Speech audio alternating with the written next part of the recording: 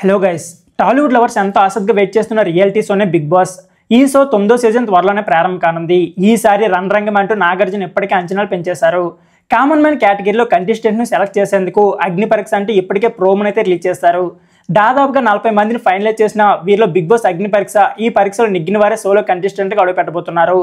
ఈ process నడుస్తుండగానే big boss makers అయితే మరో ప్రోమోను అయితే రిలీజ్ చేశారు. బిగ్ బాస్ కమింగ్ సూన్ అంటూ టాలీవుడ్ కమెడియన్ వెన్నెల కిషోర్తో జరిగిన సరదా సంభాషణ ఆడియన్స్లో మరింత ఆసక్తిని అయితే పెంచేసింది. బిగ్ బాస్ హౌస్లోనికి వెళ్ళడానికి వచ్చావా అంటూ నాగార్జున అడగ్గా, కాదు ఏళ్ళడానికి వచ్చానంటూ వెన్నెల కిషోర్ అంటారు. అది నీ వల్ల కాదులే, ఈసారి వెరీ టఫ్ అని నాగార్జున అనడంతో నేను చాలా రఫ్ అనే చెప్తారు. ఇకపోతే ఈసారి బిగ్ బాస్ డబుల్ హౌస్, అంతేకాకుండా డబుల్ డోస్ అంటూ వెన్నెల కిషోర్కు నాగార్జున చిన్న జలకిస్తారు. ఎప్పుడైనా పాత సిలబస్తో కొత్త ఎగ్జామ్ రాస్తావా అంటూ వెన్నెల కిషోర్ను నాగార్జున ప్రశ్నిస్తారు. నేను డైరెక్ట్గా బిగ్ బాస్తోనే మాట్లాడుకుంటా అని వెన్నెల కిషోర్ చెప్పడంతో ఈసారి ఏకంగా బిగ్ బాస్నే మార్చేసా అంటూ మరొక బిగ్ ట్విస్ట్ ఇచ్చారు నాగార్జున.